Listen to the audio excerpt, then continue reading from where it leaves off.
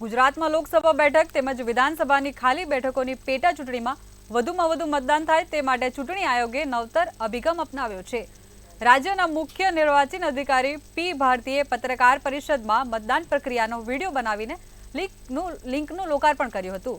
તો આ તબક્કે મીડિયા સાથેની વાતચીતમાં તેમણે કહ્યું હતું કે જે લોકોએ અત્યાર સુધી મતદાન કર્યું નથી તેવા યુવા મતદારોને મતદાન કેવી રીતે કરવું તેની સમજણ આપતો વિડીયોથી મતદારો મતદાન કરવાની પ્રતિક્રિયાથી માહિતગાર થશે, જેના કારણે બૂથ પર જઈને મતદાતાને કોઈ જરૂર પડશે નહીં અને ડર કે સંકોચ વિના તેઓ મતાધિકારનો ઉપયોગ કરી શકશે।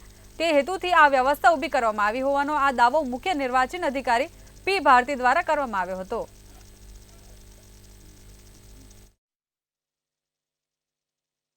લોકસભાની ચૂંટણીમાં અત્યારે મતદાર યાદીમાં 13 લાખથી વધુ નવા યંગ મતદારો છે।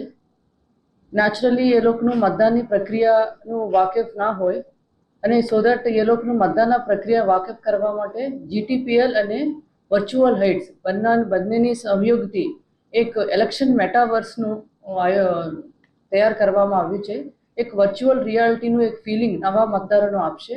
2022માં પણ એકવાર અત્યાર સુધી એકવાર પણ મતદાન નથી કર્યું એ લોકો માટે પણ મતદાનના પ્રક્રિયા કેવી રીતે થાય એનું માહિતગાર કરવા માટે એક નવતર પ્રયોગ કરવામાં આવ્યું છે।